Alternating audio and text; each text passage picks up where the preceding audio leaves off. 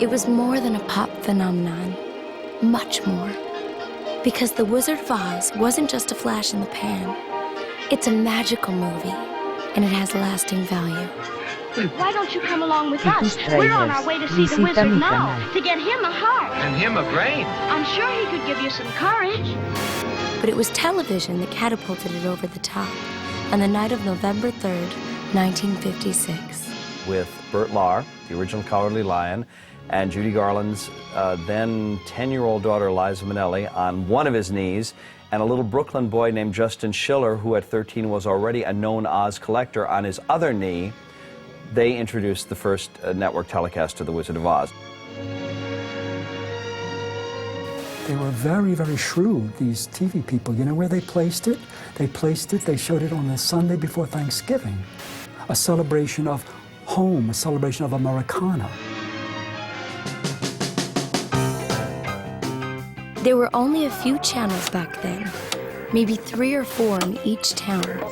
It wasn't like the hundreds of channels today, and there was no such thing as a tape or DVD. When a movie was shown on the tube, everybody watched it. You could say that again. I was 5 back in Wisconsin. I watched the movie that night with 3 cousins and 2 sets of aunts and uncles and my mom and dad, and everybody else had a wonderful evening. I had the life-changing experience. It was a big family event. The whole family gathered to watch it on a black and white television set, so I had no idea it turned to color when we got to Oz. But I loved it. Didn't matter we didn't have any color to see those beautiful Technicolor scenes. There's no place like home. CBS then didn't show Wizard of Oz again for 3 years. They held it. They thought once a year would be too much. Well, they showed it again in 1959. And the ratings, they went through the roof. They were astronomical. It was like something like 45 million people. And then it started, once a year. Everyone could remember where they were the first time they saw it. I was 6 years old. I was living in Monterey, California. I remember my sister and I playing Wizard of Oz in the living room, marching around and singing Ding Dong, the Witch is Dead. And from then on, I was hooked on Oz. I had to watch the movie every year. It was like the 3 main events of a child's annual life. Birthday, the December holidays, be they Christmas or Hanukkah, and the night The Wizard of Oz was on. Part of the magic was that you could only see it once a year. You would sit there and think, oh, there's the cyclone. No, I'm not going to see it for a year.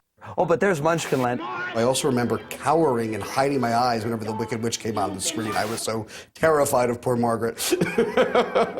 I'm not afraid of a witch. I'm not afraid of anything.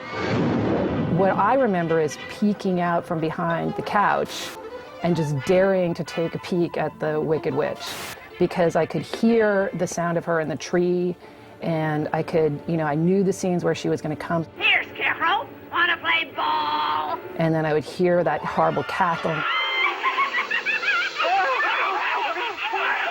There's no question that it moved me profoundly and scared me, actually, deeply.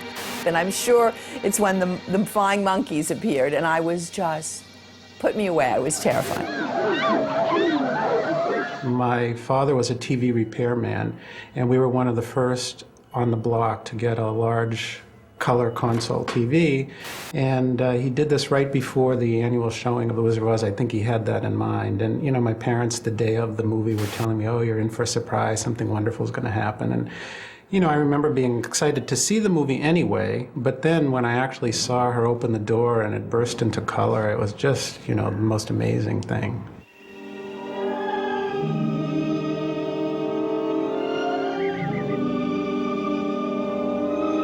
You talked about it in school weeks before it was shown. Then you watched it, and then you talked about it the next day. It was such a special thing for everybody. That TV exposure to the baby boom generation introduced Oz to a gargantuan audience through a new medium, and its afterlife was incredible. In 1956, coincidentally, when The Wizard of Oz was first shown on network television, that was also the year that the copyright expired on the book, The Wizard of Oz. From the very beginning, the Oz books had a certain amount of trouble with librarians and children's literature authorities. Librarians have been very tough on some of our greatest children's books. In the 50s, it was The Wizard of Oz was Marxist. And even when it reappeared on library shelves in the 60s, children and teenagers didn't cotton to it. The books wouldn't be in print anymore if it wasn't for someone like Peter Glassman. I mean, Peter Glassman fought to get these books reprinted, and reprinted in a beautiful way, not just as a, you know, a bargain book. I came to the Oz books rather late, actually. I knew the movie backwards and forwards, and we had a copy of The Wizard of Oz on the bookshelf for as long as I could remember. It was my mother's childhood copy. The first edition of The Wizard of Oz had 24 hand-tipped color plates and 2 color illustrations on almost every other page. And recreating that was quite a challenge. And for the 100th anniversary of The Wizard of Oz, we completed the set by publishing Glinda, the 14th and last novel by L. Frank Baum himself. It was a great achievement and a great pleasure to do. All of a sudden, producers and entertainment companies were flooding the market, capitalizing on the TV triumph of the MGM film. By the early 1960s, there were 5-minute Oz cartoons. There was a special Shirley Temple NBC adaptation of The Land of Oz in which she played the Princess Ozma. Off to See the Wizard was produced in 1967, and it was hosted by the Oz characters and animated by Chuck Jones. I'll put a stop to that. And so...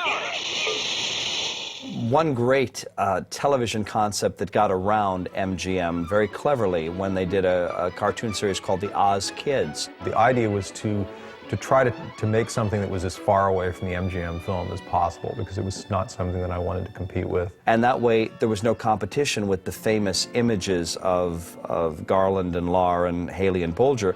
These were supposedly the offspring. Dorothy's kids, the Scarecrow's kids, the Tin Man's kids, the Lion's kids. Since really the early 40s, there had been attempts to do stage productions of the MGM film. It wasn't until the Royal Shakespeare Company decided to really do a sort of full-fledged stage adaptation of it, it really came to full fruition. And that production became sort of the template for all of the other stage productions, before even The Wizard of Oz on Ice, which sort of used that sort of adaptation. The latest incarnation is Wicked, this amazingly successful prequel musical to the Wizard of Oz story. Now, legally, it is the prequel to Baum's book, but there are little MGM flashes that the audience just squeals with recognition. I think it's really hard to even make a fantasy film without remembering the archetypes of the Wizard of Oz film, because they did everything so well. And certainly it has influenced films like Star Wars in a different way, because it takes the sort of pop culture aspect of Oz and injects it into a very sort of contemporary milieu. You had the hairy person and the metal person and the girl and the man going off on the adventure. And certainly, most significantly, with something like E.T., whether intentional or not, it's very apparent. E.T., for a lot of people, is Oz in reverse. Instead of a child, a normal child, going someplace fantastic and having to find a way home, you have the fantastic creature coming to normalcy and dealing with normal people here and having to find a way home. The Wizard of Oz hasn't endured because of the novelty or the spectacle. It goes a lot deeper than that. You've always had the power to go back to Kansas. I have. Then why didn't you tell her before? Because she wouldn't have believed me. She had to learn it for herself. When a story and characters are familiar, as The Wizard of Oz has become, all of a sudden it's open to all kinds of interpretations. Any great work of art is a metaphor. And into the mystery of this metaphor, people can project lots of meanings. There have been feminist interpretations of The Wizard of Oz. Baum's country is indeed, to a certain extent, a matriarchy. So many little girls we meet want to be Dorothy. They adore her. She's their idol and their role model. And she's a good role model. She goes in as a woman and she's asking questions, she's talking to people, she's wanting to find her way back home. And I think that's a very feminine approach to a confrontation. And she shows us the strength of the feminine. I didn't buy them. No, but you tried to. It's bad enough picking on a straw man, but when you go around picking on poor little dogs. She has the ability to help her friends as she meets them. She is the impetus for them growing or getting what they need. Dorothy, where are you? It's me. It's Auntie M. Traditionally, women and the feminine energy is more about connecting. It's not so much about achieving in the world, although we do, but it's much more about staying connected with the family, and that was where home was. That's a very feminine value. We haven't really met properly, have we? Why, no. How do you do? How do you do? Very well, thank you. Oh, If she never came along, the Scarecrow would have never moved out of that field, or the Tin Man would have never got unstuck. She is a tremendous catalyst for the action. Then I'm sure to get a brain. Each of those characters is missing a piece that the other ones have, so you put them all together, they make a whole, or more than a whole, like a super person. And she, because she's like a human, she is, you suppose she has all those qualities. She has a heart, she has a brain, she has courage, but somehow helping the other ones find what they're lacking, she has more of everything. We're off to see the wizard, the wonderful Wizard of Oz. That's like Over the Rainbow. That longing for that utopian peace, prosperity, unity, harmony, and what the film, I think, touches on. It does have that longing for joy and abundance, which are very distinctly American promises. The bottom line, and I think this is the generally accepted image of Oz, is that this was indeed a unique utopia kingdom based firmly on American concepts. Oz has become an institution deeply embedded in our lives.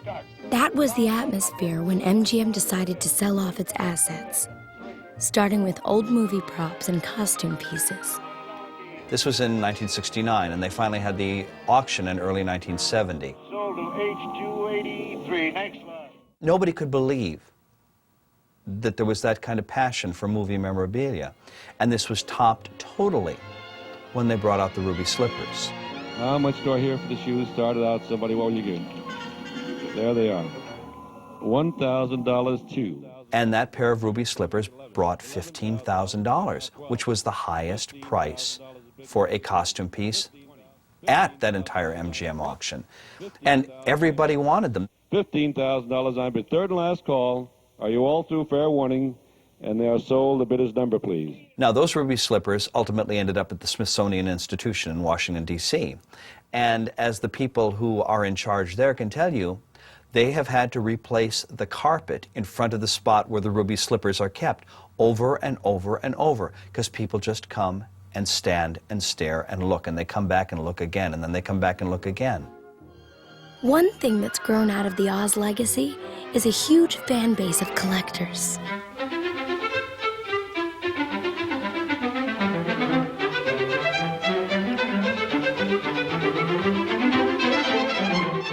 And if you know people who are manic Wizard of Oz collectors, their homes, you know, it starts in a corner of a room, and then two walls of a room, and then a whole room, and then it spills out into the hall, and down the stairs, and into the basement. I think that there is a sort of obsessive-compulsive nature that's built into every fanatical collector, and I think it sort of found me very young. When I went to college, I actually did give up for about 4 years because I thought, oh, time to become an adult. Got out of college, realized, don't want to be an adult.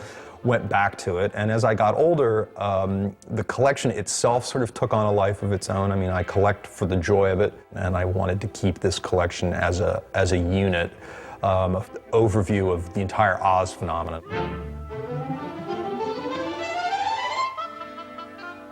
Really until the 50s, until the book went into public domain, there wasn't a lot of merchandise. This stuff really started to escalate in the 70s. By the time the 50th anniversary came around, there was just tons of stuff, and there continues to be tons of stuff, and I don't think it's ever going to abate. I was approached by a publisher in the year 2000, which was the 100th anniversary of the publication of The Wonderful Wizard of Oz, to do a sort of overview of my collection. You know, I have something like 40,000 items, so it's a ton of stuff.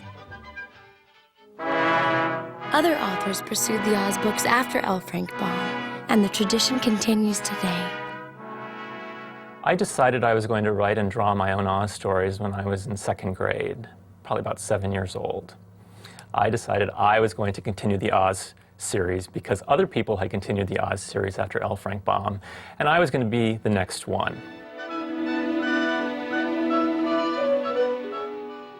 When I sat down to write the graphic novels, I was very serious. I felt like, here I am with this legacy. I have to continue this, be true to this.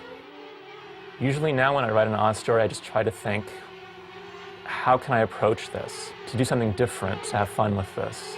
So I said, I'm going to write an Oz thriller.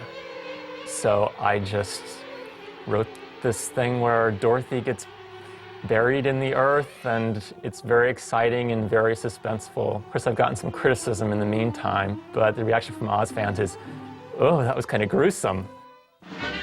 It's no surprise the wizard created a following of enthusiastic believers. I think the Oz fans in extreme are like any fans in extreme.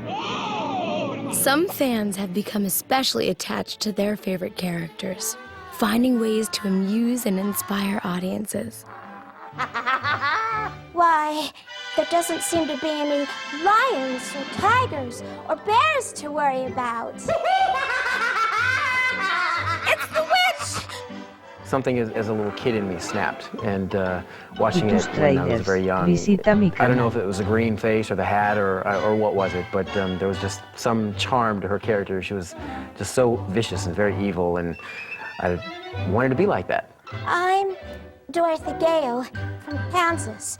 Basically, how I'm referred to as a Lane Horne, nationally renowned Dorothy Gale impressionist. So that way I can bring Mr. Baum's Wonderful Dorothy, Judy's Dorothy, and a little of my own to make the picture of what an all-American girl should be like. You call that law? Why, you've just begun. My parents bought a VCR in 1980, which was the first year The Wizard of Oz came out on video, and I sold my bicycle to pay for the video cassette, which was a Betamax at the time. Now I own 17 copies, also in French, German, Swedish. C'est vous, ma chérie, mon charmant surprise, et c'est bonne de ma faire, je petite visite. Mel Bruja de l'Oeste from El Mago de Oz. I won't even go near German and Japanese. There's no. I can't. There's no way. I'll get you, my pretty. And your little dog, too. I will watch this movie, and I will get the same exact magical feeling that I did when I was a kid. Oh my, whatever shall I do? There's no place like home, even if there really isn't in your own personal life. That's good for me. I like that. There's no place like home. There's no place like home. Legions of devoted fans are staking a claim everywhere. And among the many things that have emerged are regional Oz festivals and parades. When the Oz Festival started back in the 1980s, I don't think anybody realized that they would burgeon the way they have, but they get bigger all the time. The fans who came 20 years ago now bring their children. Follow the yellow brick. How often do you watch The Wizard of Oz? 100 times. I love it. And what is your character? Who are you? Dorothy. Who are you? I'm the coroner. When was the first time you saw The Wizard of Oz? I was probably like 3, I think. About the same age as her, yeah. I think we saw it at the same time. Yeah. What is your favorite part of The Wizard of Oz, sweetie? How Toto runs away. When the witch gets melted. Is Dorothy your favorite character? Yes. Why? Well, because she's a girl. We always say at an Ozfest, the age range is from fetal to fatal. because it's kids in strollers to great-grandparents and everything in between. These festivals bring together the surviving cast members from the movie. What's wonderful, too, about the Munchkins' participation in these Oz festivals is the visibility and the recognition they have finally gotten. Perfect example is Meinhardt Robbie. Shall we say it's an honor, because whenever The Wizard of Oz is shown, the people who are 80, 90 years of age come to me the next day, oh, I saw the picture Wizard of Oz and I spotted you. So even people of that age, it's still a popular item because it's part of their youth. He's really most sincerely dead. He's written a beautiful autobiography that traces his various careers, but the centerpiece of it is the fact that he was the Munchkin coroner. I love people, and I love to meet all kinds of people. And going out into this world and meeting everybody, we tell them we've got a big Oz family all over the world.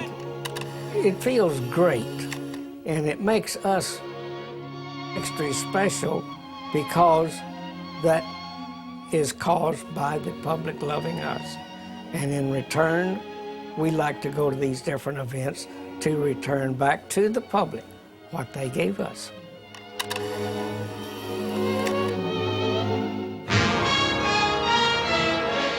We go back to Oz over and over again. Lions and tigers and bears.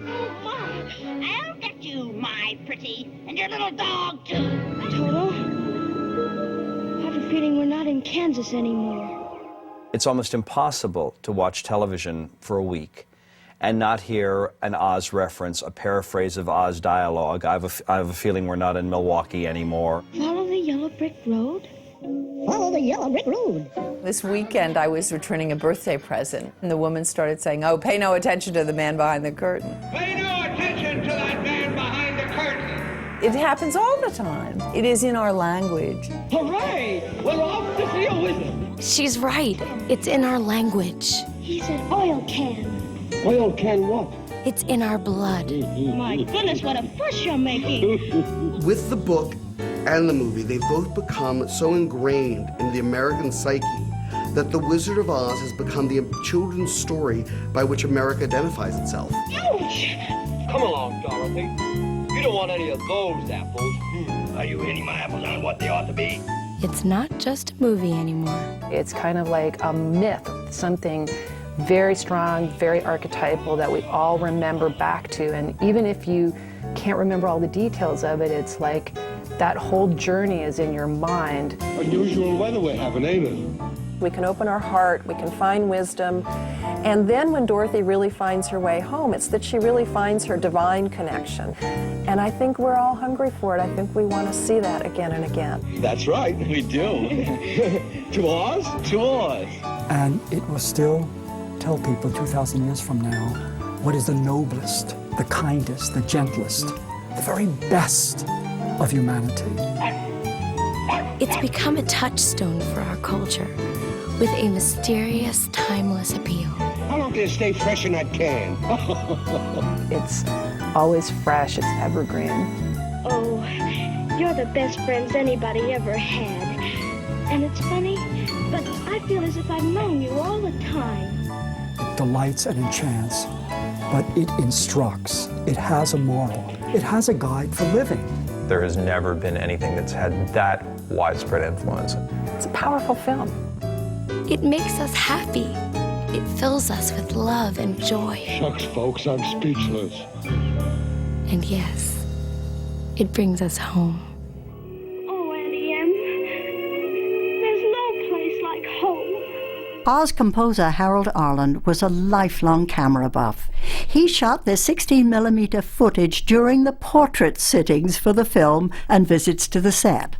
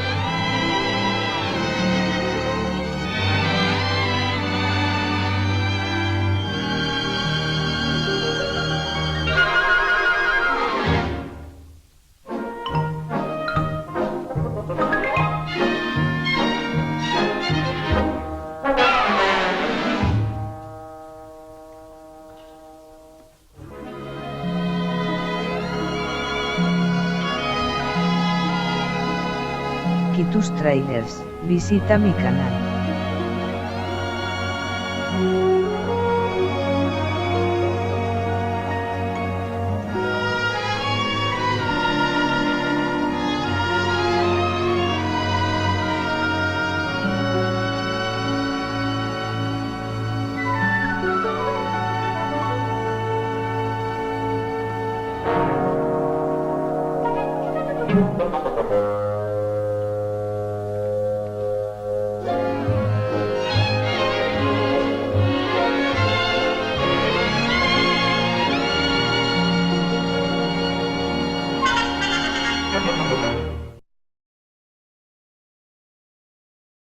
A portion of Ray Bolger's deleted dance to If I Only Had a Brain was shown in Jack Haley's Oz documentary, which is included elsewhere on this DVD set. But here's a chance to see the entire amazing routine. Oh, I'm a failure because I haven't got a brain. Well, what would you do with a brain if you had one? Do?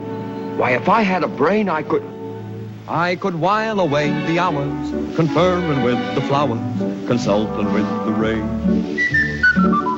And my head I'd be scratching while my thoughts were busy hatching if I only had a brain. I'd unravel every riddle for any individual in trouble or in pain. With the thoughts you'd be thinking you could be another Lincoln if you only had a brain. Oh, I will tell you why the ocean's near the shore. I could think of things I never thought before, and then I'd sit and think some more. I would not be just a nuffin', my head all full of stuffin', my heart all full of pain. I would dance and be merry, life would be a ding-a-dairy if I only had a brain.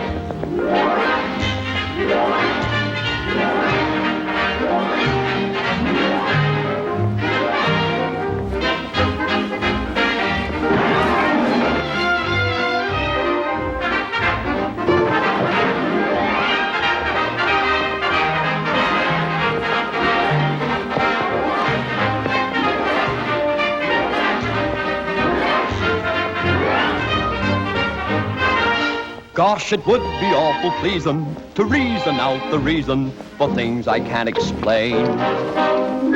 Then perhaps I'll deserve you and be even worthy of you if I only had a brain. wonderful. Why, if our scarecrow back in Kansas could do that, the crows would be scared to pieces. They would? Where's Kansas? That's where I live. And I want to get back there so badly, I'm going all the way to Emerald City to get the Wizard of Oz to help me. Before falling ill to aluminum poisoning and leaving the picture, Buddy Ebsen pre-recorded several of the Tin Man songs, here accompanied by stills of Buddy in tests and scenes for the film is his rendition of If I Only Had a Heart.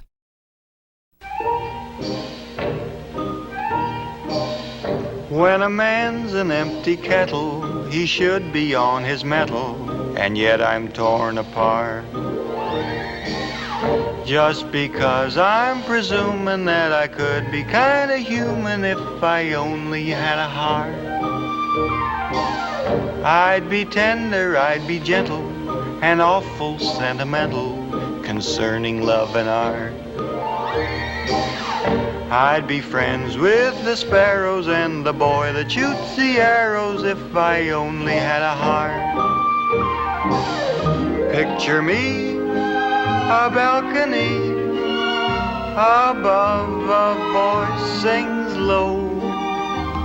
Wherefore art thou, Romeo? I hear a beat. How sweet just to register emotion, jealousy, devotion, and really feel the part. I would stay young and chipper, and I'd lock it with a zipper if I only had a heart. The triumphal return musical sequence brought Dorothy and company back to Emerald City with a witch's broomstick. The song began with one of the Winky guards chanting, "Ding dong, the witch is dead." This quickly dissolved into a huge choral procession through the Emerald City. The original soundtrack of the number is accompanied here by production stills and Technicolor test frames. One of these shows Bobby Cochet standing in for Judy Garland, while Bert Lahr's right hand is out of his costume sleeve and he's holding a cigarette. Hail, hail, the witch is dead, witch, old witch, the wicked witch. Hail, hail, the wicked witch is dead. Hail, hail, the witch is dead, witch, old witch, the wicked witch. Hail, hail, the wicked witch is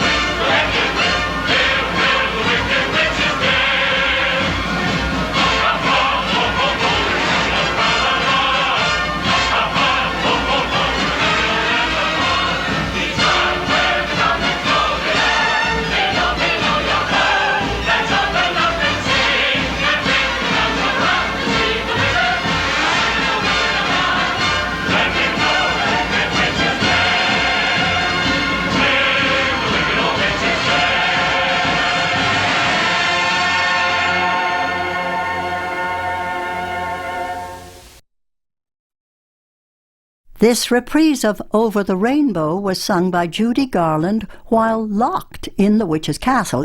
It was recorded live on the set with just piano accompaniment. The orchestra would have been added later. You'll hear the director start the action by calling, "Judy," and then the noise she makes as she tries to open the locked doors of the tower room. This track is also covered by stills and test frames.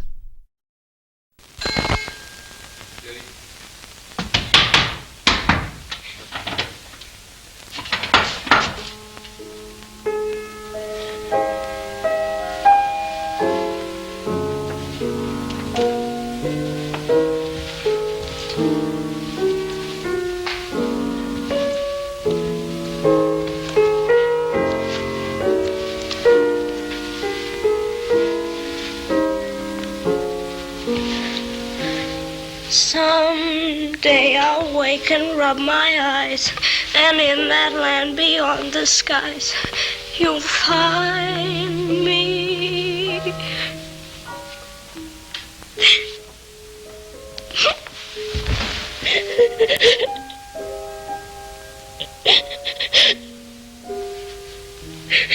Somewhere over the rainbow, bluebirds fly. Birds fly over the rainbow. Why?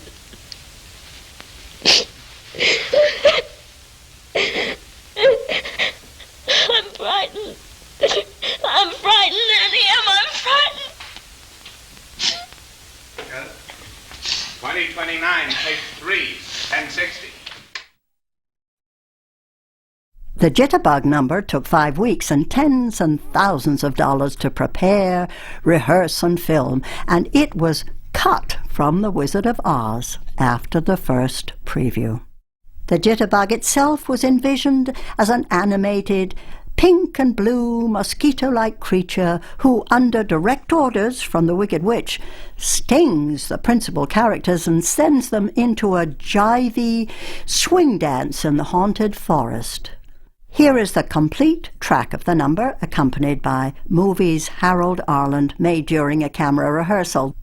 The brief opening patter section is covered by stills of the stars. Did you just hear what I just heard? That noise don't come from no ordinary bird. It may be just a cricket or a critter in the trees. It's given me the jitters and the joints around my knees. Oh, I think I see a jijig, and he's fuzzy and he's furry. I haven't got a brain, but I think I ought to worry. I haven't got a heart, but I got a palpitation. This Monica the Forest, I don't like the situation. Are you going to stand around and let them fill us full of horror? I'd like to roar him down. But I think I lost my roarer.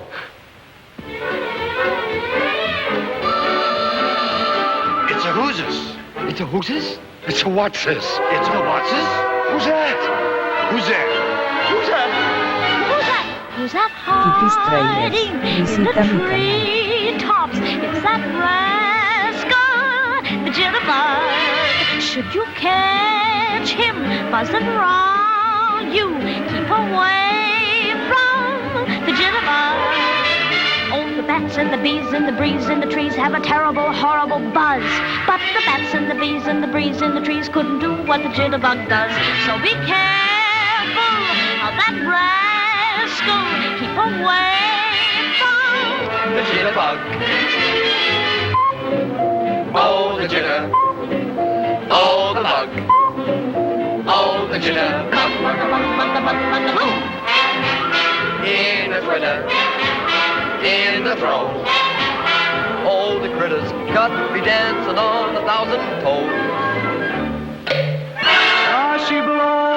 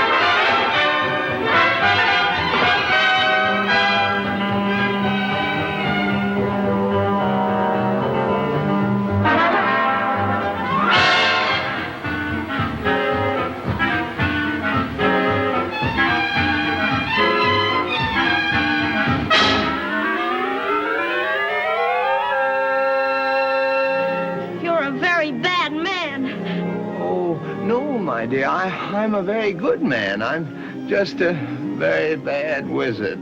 It's impossible to imagine anyone other than Frank Morgan as the Wizard of Oz, but the part almost went to W.C. Fields. Prove it! These two comic geniuses had something else in common, but we'll come to that in just a moment.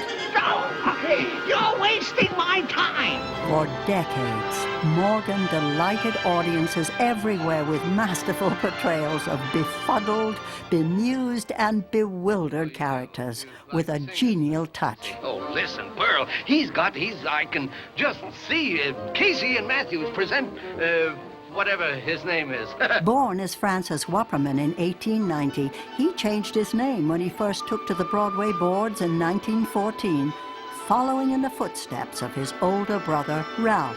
Well, that's more like it. Frank Morgan was a notable success on the stage, and in 1930 he was summoned to Hollywood. Well, bust my buttons! In Saratoga, he had a chance to work with Gable and Harlow, but he also found himself exchanging pleasantries with a future Wicked Witch. You heard what she said. Madam, would you rather be around horses, or would he... Mister, I'm afraid you don't understand us women. Morgan's exceptional performances were twice singled out for Academy Award nominations, including his poignant work in Tortilla Flat. I think I remember. St. Francis, he looked at me and smiled like a good saint. And he said, "Be good to little dogs, you dirty man."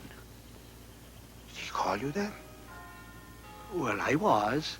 And saints, they never lie, you know. On September 18th, 1949, after nearly 20 years as one of Hollywood's most beloved character actors, Frank Morgan passed away at the age of 59.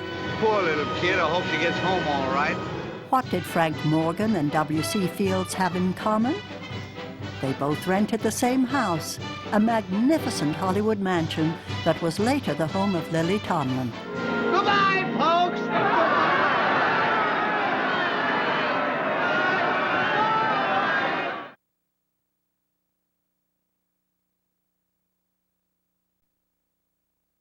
I don't know. But some people without brains do an awful lot of talking. The versatile Ray Bolger was nothing short of perfection in motion as the Scarecrow.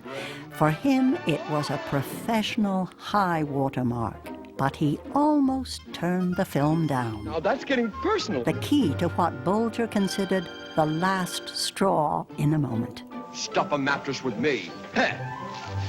A native of Dorchester, Massachusetts, Bolger began his career as a hoofer at the age of 18. By 1936, he was so popular, he played himself in MGM's sumptuous production of The Great Ziegfeld. Mr. Ziegfeld, gee, I wish you'd give me a chance. I've got talent, and I'd like to get away from shifting scenery and moving props. How long have you been a property boy? 5 years, but my heart hasn't been in it. You've been working a long time without your heart, buddy. The studio was impressed, so they kept him on to do other pictures, and that led straight to The Wizard of Oz. Wonderful. For the rest of his life, Bolger would bounce back and forth between the stage and the screen.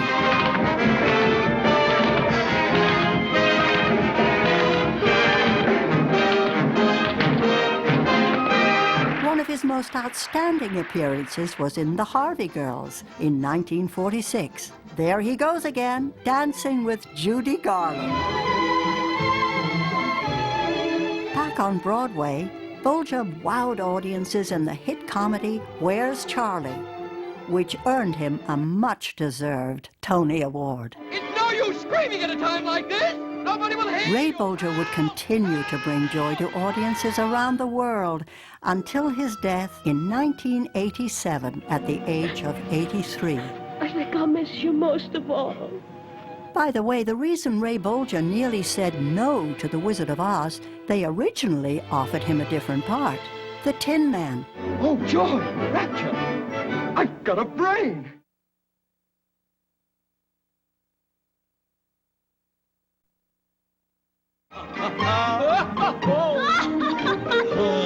The giddy brilliance of Bert Lahr's cowardly lion is stamped in our memories forever. But he later found a new generation of television fans with a role he could sink his teeth into. If you don't know how he did it, that tidbit is coming right up. Born Irving Lahrheim in New York on August 13th, 1895, Lahr made his stage debut when he was only 15. By the 1930s, he was one of Broadway's brightest lights. The stage was always his specialty, but Lahr also had frequent engagements in radio, film, and later television. One of his more delectable appearances was as a lovelorn stage door Johnny in Ship Ahoy in 1942. Take it easy, boss. Remember your Aunt Jemima's pectorosis. Never mind my afflictions. Where have you been? I'm sorry, boss. I'm devastated. Cupid snuck up on me and pierced my epidermis. I'm a broken reed, a chaff in the wind. In 1954, Lahr charmed the public with his comical Mountie in Rosemarie. I missed you, girlie. The thought of you depressed me during the day, nagging me at night, and frustrating me at twilight. On stage, he garnered thunderous reviews for his groundbreaking performances in Waiting for Godot and A Midsummer Night's Dream. And in 1964, he was honored with a Tony for the musical Foxy. Shucks, folks, I'm speechless.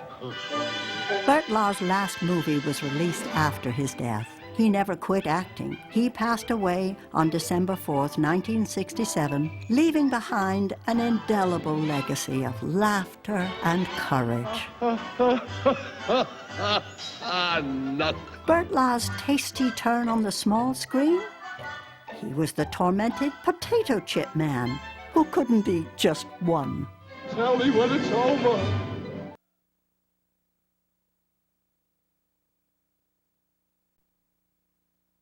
Beautiful. What a nickel. It's empty. The tinsmith forgot to give me a heart. Jack Haley and Judy Garland made glorious chemistry on the yellow brick road, but they later shared a deeper connection that went far beyond the soundstage. The link will be revealed in a moment. Just as Ray Bolger and Bert Lahr had done, Haley worked his way through vaudeville before achieving success on Broadway and later in Tinseltown. Aha! What are you doing here? Believe it or not, I'm waiting for a streetcar. Throughout the 1930s and 40s, Haley's marvelously expressive face and flawless comedic timing served him well in a string of madcap comedies. Mister, what's the matter with you? Don't worry, Bud. We'll take care of him. Somebody better. In George White's Scandals of 1945, he was reunited with Margaret Hamilton, but she appeared no less frightening than she had in Oz. If you tell her any of the things that you told Janie and Susie and Maisie and Daisy and Helen and Llewellyn and Gertrude and Alice and Nettie and Betty and Dora and... Better sit this one out. Although he retired from pictures at the end of the 40s, Haley remained in the public eye with numerous appearances on radio and television.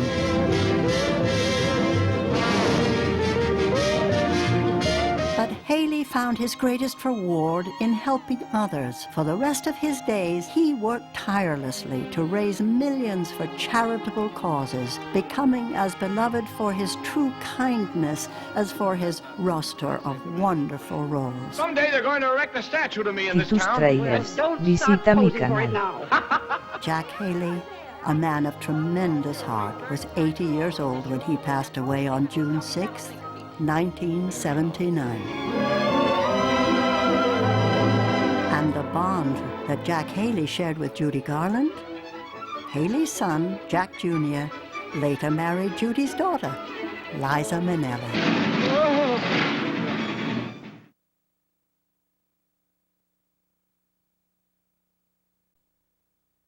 I am a witch.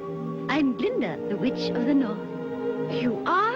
Billy Burt never burst any bubbles. Just like in the Land of Oz, she was both good and beautiful, with an ageless elegance. After all, she was 54 years old when she floated into Munchkin Square. And meet the young lady who fell from a star. But 3 years before Oz, Billy Burke had a chance to behold something very few people ever do. That story is coming right up.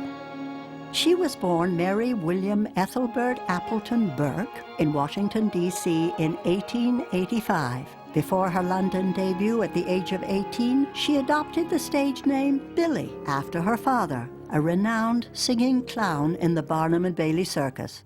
By the time she was 22, Burke was the queen of Broadway. Among her legions of admirers was celebrated theatrical impresario Florence Ziegfeld. They eloped in 1914 and tied the knot in Hoboken, New Jersey. After her husband's death, Burke embarked upon an entirely new chapter of her saga, becoming one of the screen's busiest and most popular character actresses. George Cukor used her to great effect in 1933's all-star extravaganza, Dinner at 8. This is a nice time to say you're feeling rotten. You come to me with your new whimpering about Ernest. Some little lovers quarrel. I'm expected to listen to Ernest and business and headaches when I'm half out of my mind. Shortly before becoming Glinda, Burke had a chance to play Judy Garland's not-so-motherly mother in Everybody Sing. I think you better take me in your arms and kiss me. Daddy doesn't want him to. Look, see, he's written the Duchess leads Sir Geoffrey to the Davenport and sits down beside him. Over the next 3 decades, Burke would bewitch her audiences with her own special brand of beauty, warmth, and magic. Oh, do please call us Doris and Herbert, not Mr. and Mrs. Dunstan. She did more than 60 movies before she retired in 1960. She passed away 10 years later at the age of 84. Incidentally, that rare event Billy Burke got to see, herself on screen played by another actress, Myrna Loy, in The Great Ziegfeld. Miss Burke? It doesn't matter.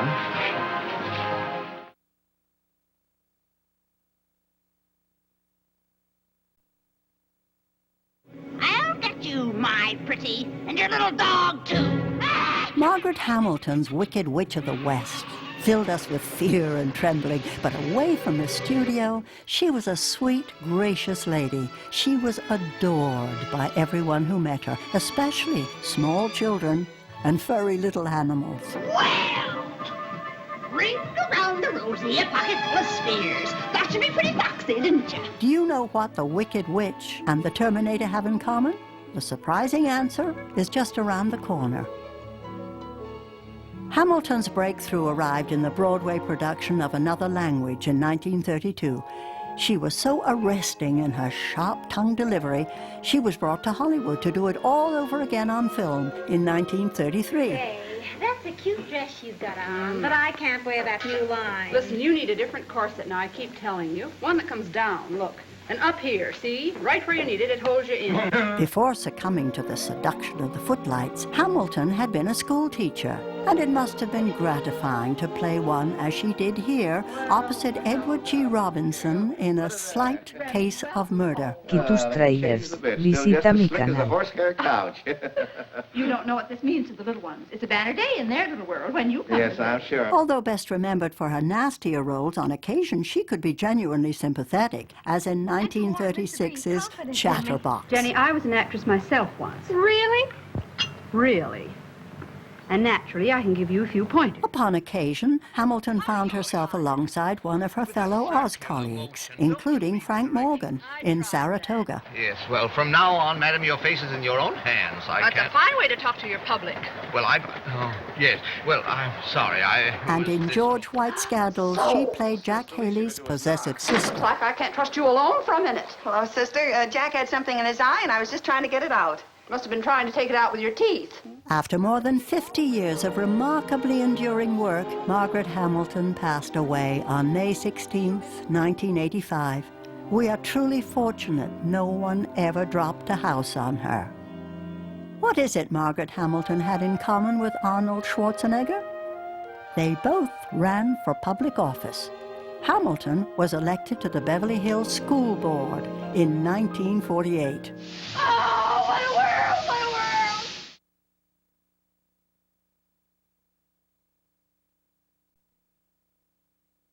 Oh, she bit her dog, eh? Charlie Grapewin, Dorothy's kindly old Uncle Henry in Black and White Kansas, had a legendary show business career. He did something special. You'll find out what it was in a moment. Charlie Grapewin began working constantly in the movies when most people his age would be thinking of retirement. From the age of 60 until he was 82, he made more than 100 pictures, including such timeless classics as The Grapes of Wrath and They Died with Their Boots On. Yeah, shucks. That ain't nothing. I can split in the prairie dog's eye at 50 feet. Ain't nobody in these parts can beat California Joe when it comes to spitting. Although acclaimed for his crusty country types, Grapewin could play a high-powered city slicker with equal skill, as in Libeled Lady for MGM in 1936. Hey, what is this? Do I own a paper or a lunatic asylum? You just took the words out of my mouth. Mr. Bain, my future wife. Nonsense. I'll be in my office. Get rid of this woman. Perhaps Grapewin's most startling transformation was as the Chinese patriarch in The Good Earth in 1937. Are you a farmer's son or not? Your woman must work as your mother did, and bear children as she did.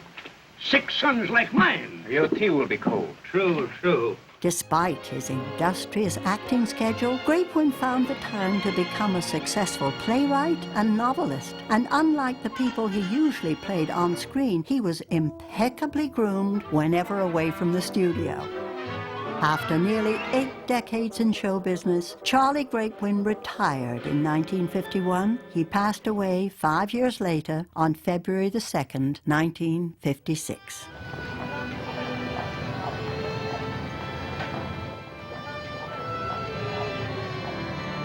Charlie Grapewin's singular accomplishment years before any of his fellow Oz castmates, he made a movie, Jimmy Hicks and the Rum Omelette, way back in 1900.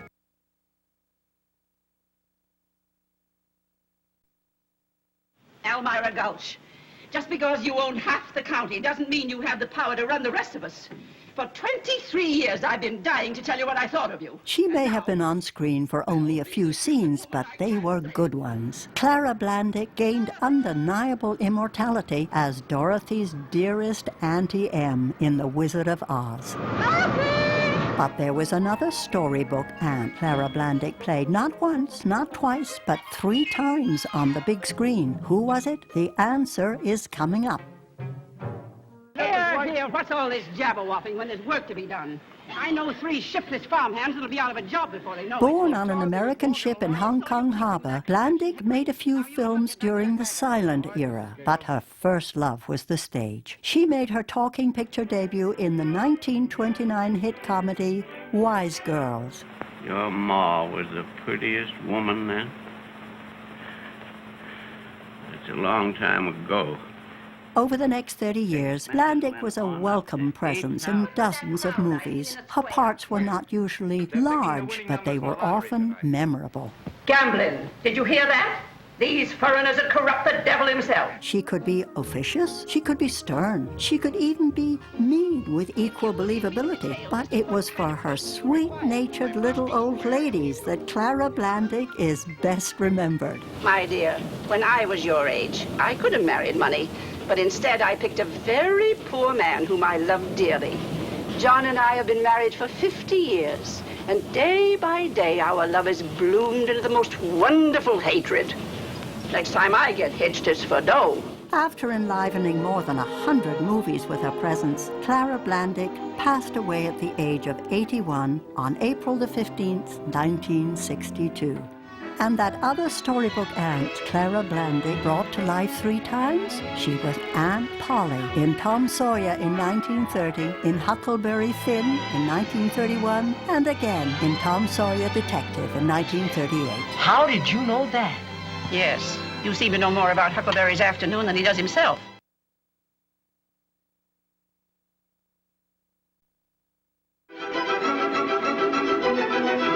One of the most lovable stars of Oz was not a person, but a dog. Toto was a cairn terrier named Terry. Arguably the most recognizable animal performer of all time. There was more to Terry than meets the eye. If you want to know what secret Terry was hiding, the solution is at the end of this tale. Oh, Toto, that's not polite. We haven't been asked yet. A captivating little scene stealer, Terry had to work hard to overcome a painful shyness. Famed animal trainer Carl Spitz helped draw Terry out, and by 1939, Terry was a seasoned veteran. Yeah, I think you're smart, don't you? How do you like One of Terry's biggest roles was as Spencer Tracy's pet, Rainbow, in the thriller Fury in 1936. Right after The Wizard of Oz, Terry went from rural ragamuffin to snooty society pet in The Women. Now, Olive, here's her special drinking water. But she don't ever want to drink, Miss Bennett. Ah, but you never can tell. Someday she may. Another starring role came in the 1940 murder mystery Calling Philo Vance. Titus Trailers. Visita mi canal. On several occasions, Terry rejoined fellow Oz cast members, most notably Frank Morgan in Tortilla Flat in 1942. This is my little Pajarito. I don't know what he is, but he likes to play with a ball. After Oz, Terry was officially rechristened Toto and continued to work under that name until retiring in 1942. Toto passed away at Carl Spitz's ranch in the San Fernando Valley in 1944. Want to know Toto's secret? In real life, he was a she. Toto, too? Toto, too? What's amazing is the technology of the day, the Technicolor, the real genius of that camera. Because one thing to make clear, the process, the digital restoration we're doing, we're not doing digital enhancement. There's no line doubling here. We're not creating false information. We're peeling away the layers that have prevented you from seeing what's been on those negatives all these years. I'm about to embark upon a hazardous and technically unexplainable journey. The picture process of this feature probably took about 8 months, which is a record for us. You do photochemical restoration, and it can take a year and a half. First, we started with contacting the archives and our own inventory as well. What you do is you pull in as many pieces that survive. You pull it in and start inspecting, element by element, piece by piece. This is the most protected film, I think, in history. We've got probably 6, 7 elements on this feature as backup. My goodness, what a fuss you're making. We're lucky enough to use the original camera negative, which was stored at George Eastman House for many years, and they curated this negative. It was in beautiful condition. This one took longer than we have on the other ultra-resolution films because this was the first full 4K pipeline on it, we were learning a lot in the process, so sometimes we had to do things twice. We're scanning this at 4K 16-bit linear digital color space. This is the full gamut of film resolution. So you're seeing Wizard of Oz in a way that it's never been seen before because we're starting out with such a high resolution. We scan this film in black and white at approximately 6 frames per second. 6 frames per second on a 4K 4:3 image is close to 300 megabytes per second. So it's 300 megabyte fire hose coming out of the scanner. Currently we have a little over 200 terabytes of storage. A terabyte is 1,000 gigabytes, and a gigabyte's 1,000 megabytes. Sum of the square roots of any two sides of an isosceles triangle is equal to the square root of the remaining side. When photochemical restorations have been done prior to this world, they were always done photochemically in laboratories where people would go literally with Q-tips and going in on the negative itself and trying to remove and clean dirt. It's not a good thing. You're touching this precious nitrate original negative. This is a highly irregular procedure. With digital, you don't even touch it. It's literally rolling past this scanner non-stop. It's not shuttling along with sprockets or anything like that. And then once you've scanned it in the digital domain, you can manipulate it to your heart's content, yet that negative has now safely been returned to the vault. You only kind of took it out once and you're done. The scanner is made by Thomson. It's a Spirit 4K scanner. It is scanning it as a black and white record each time. So technically we have to scan reels 2 through 6 on this movie 3 times. Once for the cyan, one for the yellow, and one for the magenta record. And then the software marries the 3 together. Each record was processed separately. It's a chemical process. The chemicals are still changing, and the film shrinks over time independently of each other. And so what you've got to do is, with the new process, with the ultra-resolution, they'll go through and basically morph each of the 3 images to make a perfect alignment. That's why it's so important to get it absolutely right, to the pixel. Of course, we use the term pixel. Back when they built these cameras, there was no term of pixel, and they lined them up literally with micrometers and screwdrivers and tried to get it just absolutely perfect, which they may or may not have done in the camera. But then they make dupes of that, and then they make prints of the dupes. And by the time we got to the theater, am I holding up 4 fingers or 1? These things must be done delicately. We really took us about 3 features to get the registration right. The first 3 we did got better each time. It was also the first one where we used the automated scratch and dirt cleanup. The Perlmutter twins, who Sharon and Karen Perlmutter and Paul Klamer, they had this epiphany that not only had they developed this software where they could realign these 3 Technicolor records and achieve a clarity of image quality that you'd never seen before, they realized that, wait, with Technicolor, we've got 3 black and white strips of negative. So if I see some dirt that's a pure red and it doesn't show up on the green and the blue record, oh, then that probably is a piece of dirt on the red record. And so we can remove that and we can use information from the other 2 records to rebuild that record. The first time through, it was great. It was taking out the dirt, but it was also taking out things like Dorothy's shoes because they're such sparkly red, bright, pinpoint instances of color in them that they just kind of flash on and off, and the system was interpreting them as red film dirt. Probably the most important thing is to get it back then in the hands of a skilled eye, because if we've learned anything is machines are really, really, really dumb. I can cause accidents too. The longest time actually was the dirt cleaning. It's a very tedious job, but these people are great. They just go through frame by frame and pick away at it. And it's not a menial, mundane task. The people that do the dirt and scratch cleanup, it is artistry. We do it's dirt and scratch removal. And we also remove film tears. We do splice bumps. So, and any kind of damage you can find on a film, we could pretty much handle. As far as hours, I would say close to 250 to 300 hours and a good month and a half. The first 10 minutes of black and white, I worked 91 hours on. That footage alone is a mess. Yeah. It's not so much in bad shape, there's just a lot of dirt. It's beautiful, isn't it? Just like I knew it would be. I love this movie. So when Janet Wilson was color correcting in this room, I would, it was like I get my daily hit. I'd knock on them and say, Janet, can I just see what you're looking at? And I'd just look at what she's working on because the image was so spectacular. The first time through on any Technicolor film that I've ever worked on, I'll go through and I'll sort of get a basic setting, a basic look for it, and get the contrast right and the brightness and just sort of let the color fall where it wants to, and then I go back and look at it and it's always intensely saturated, way more saturated than you want it to be basically, or than it was. Tráilers. I believe it's the last reel with Scarecrow says, and I have a brain, and that's when we noticed the burlap in his cheeks. And it was, oh my God, there's burlap.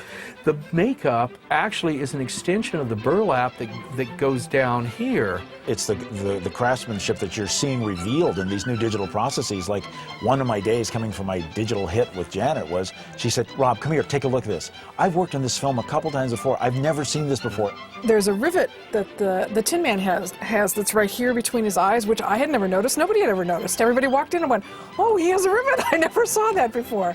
So, but yeah, you could see it because of the resolution. The 5.1 track actually makes it a little bit more invisible for today's audiences because if it was mono, I think that would be a little bit distracting for them until they get into the film, of course. So a 5.1 seems more normal to them right now. Everything that you're hearing in the 5.1 mix is organic to the original production of the show. We didn't go to a sound effects library for better cyclones. That helps maintain that original kind of organic feel. Even though it's a different stereo landscape, it still sounds like a 1939 movie.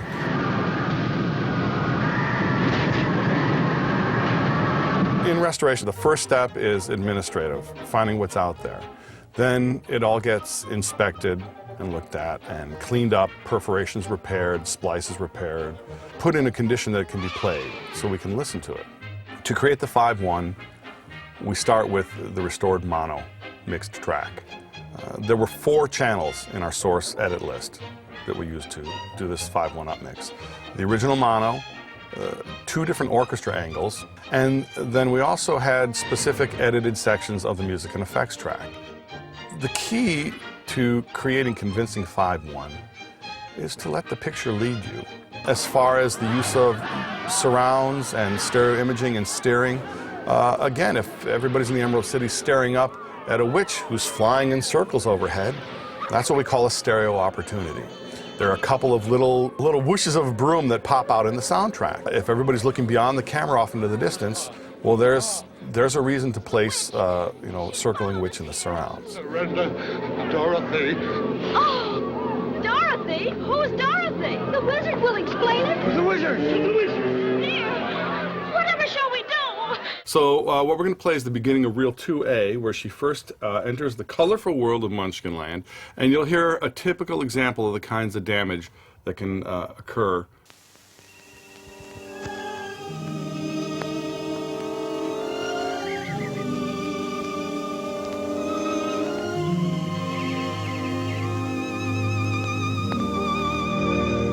Okay, then let's play an example of that same section after it has been restored.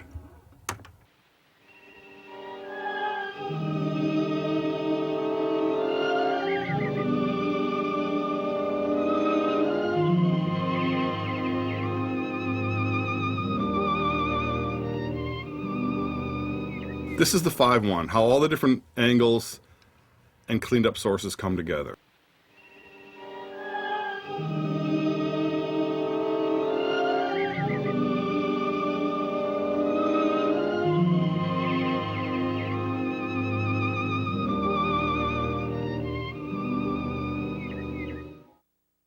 What's fun about this place is that everyone's passionate about being faithful to the original.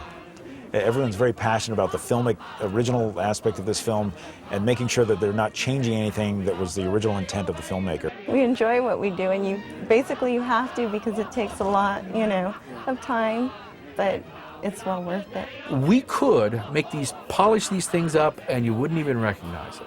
But that's the problem, you wouldn't recognize them. And they would lose a lot of their charm and the aspects that drew people to see these movies for 50 years. Rub, rub here, rub, rub there, whether you're tin or bras.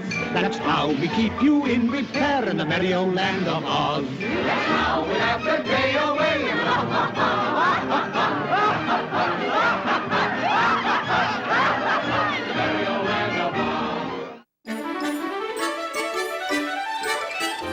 The Wonderful Wizard of Oz by L. Frank Baum.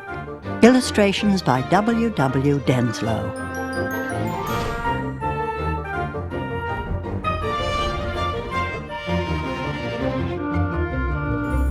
Dorothy lived in the midst of the great Kansas prairies with Uncle Henry, who was a farmer, and Aunt Em, who was the farmer's wife.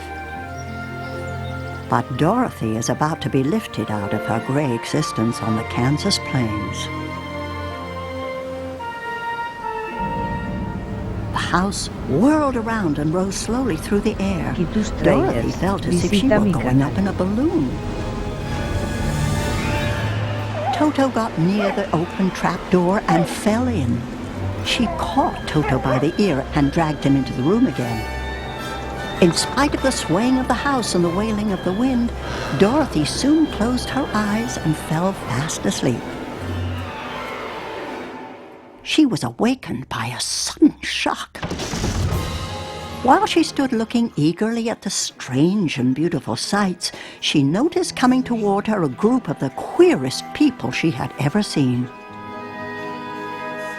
"You are welcome, most noble sorceress, to the land of the Munchkins. We are so grateful to you for having killed the wicked witch of the East." "That is the end of her," explained the Witch of the North, "but the silver shoes are yours to wear. I am anxious to get back to my aunt and uncle. Can you help me find my way?"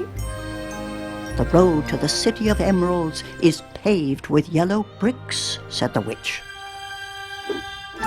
So begins Dorothy's quest to see the Wizard of Oz. Soon she encounters something with a surplus of straw and a shortage of brains. While Dorothy was looking earnestly into the queer, painted face of the Scarecrow, she was surprised to see one of the eyes slowly wink at her. None of the scarecrows in Kansas ever wink. Because of his wish for brains, Scarecrow joins Dorothy's quest. Standing with an uplifted axe in his hands was a man made entirely of tin. He stood perfectly motionless, as if he could not stir at all. "Now oil the joints in my arms," he said. And Dorothy oiled them, and the Scarecrow bent them carefully until they were quite free from rust. Hoping that Oz will grant him a heart, the Tin Woodman joins Dorothy, Toto, and Scarecrow. But in the woods nearby lurks a frightening beast. There came from the forest a terrible roar, and the next moment a great lion bounded into the road. Little Toto ran barking toward the lion, and the great beast had opened its mouth when Dorothy rushed forward and slapped the lion across his nose. She cried out, "Don't you dare bite Toto! You ought to be ashamed of yourself, a big beast like you!" "I didn't bite him," said the lion as he rubbed his nose with his paw. Badly in need of courage, the Cowardly Lion joins them on their journey to the Emerald City. But danger strikes in many forms, from mighty bear tiger brutes called Caladas to a deceptively beautiful meadow of poppies. Their odor is so powerful that anyone who breathes it falls asleep. And if the sleeper is not carried away from the scent of the flowers, he sleeps on and on forever. Dorothy's eyes grew heavy, and she felt she must sit down to rest. Rescue comes from an unexpected source. The truck was 1,000 times bigger than any of the mice, but when they had been harnessed, they were able to pull it quite easily. The mice scampered away through the grass to their homes. The queen of the mice was the last to leave. After thanking the mice for saving them, Dorothy and her companion set forth once more for the Emerald City of Oz. Dorothy and her friends were at first dazzled by the brilliancy of the wonderful city. The streets were lined with beautiful houses, all built of green marble and studded everywhere with sparkling emeralds. Even the sky above the city had a green tint. Everything seems wonderful until Dorothy meets the Wizard of Oz. "I am Oz, the great and terrible. Who are you and why do you seek me?" "I am Dorothy, the small and meek.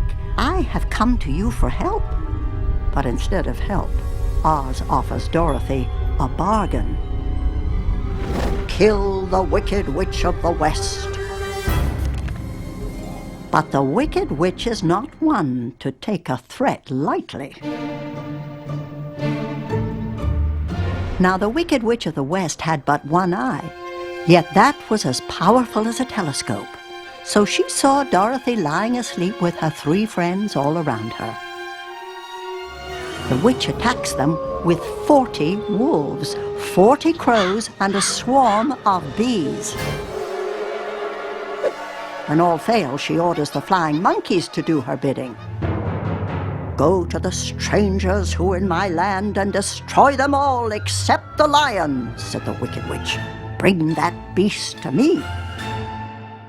Scarecrow is torn apart. The Tin Woodman is dropped onto rocks. The Cowardly Lion, Dorothy, and Toto are carried away to the witch's castle. When the witch steals one of Dorothy's silver slippers, the girl fights back with the only weapon she has. Instantly, the wicked woman gave a loud cry of fear and then began to shrink. "See what you have done," she screamed. "In a minute I shall melt away."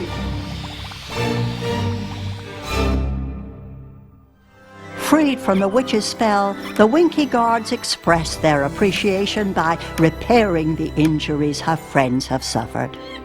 The flying monkeys escort her back to Oz, only to find that the wizard is not what he seems. Toto jumped away from him in alarm and tipped over the screen. As it fell with a crash, they looked, and all of them were filled with wonder, for they saw a little old man with a bald head and a wrinkled face. "I am Oz, the great and terrible," said the little man in a trembling voice. "But please don't strike me." Oz reveals that he is a balloonist from Omaha who was stranded many years ago. He had no magic powers, but the wizard bestows special gifts on Dorothy's friends. A brain of pins and bran for Scarecrow, a heart of silk and sawdust for the Tin Woodman, and a potion of courage for the Cowardly Lion. And for Dorothy, the greatest gift of all, a chance to return home in a hot air balloon. "Come, Dorothy," cried the wizard. "Hurry up, or the balloon will fly away." Toto had run into the crowd. Dorothy picked him up and ran toward the balloon. Oz was reaching his hands out to help her into the basket when crack went the ropes, and the balloon rose into the air without her. Dorothy is disappointed, but she and her friends soon decide to head to the castle of Glinda, the Good Witch of the South. Along the way, Dorothy and her friends must brave fighting trees, a kingdom where people and dogs are made of china pottery, and the mild-looking but foul-tempered hammerheads. When they finally reach Glinda's castle, the Good Witch explains how Dorothy can return home. "The silver shoes," said the Good Witch, "have wonderful powers. They can carry you to any place in the world in the wink of an eye." Dorothy took Toto in her arms, and having said one last goodbye, she clapped her heels together 3 times, saying, "Take me home to Aunt Em." At long last, Dorothy returns home from the wonderful land of Oz. And oh, Aunt Em, I'm so glad to be home again.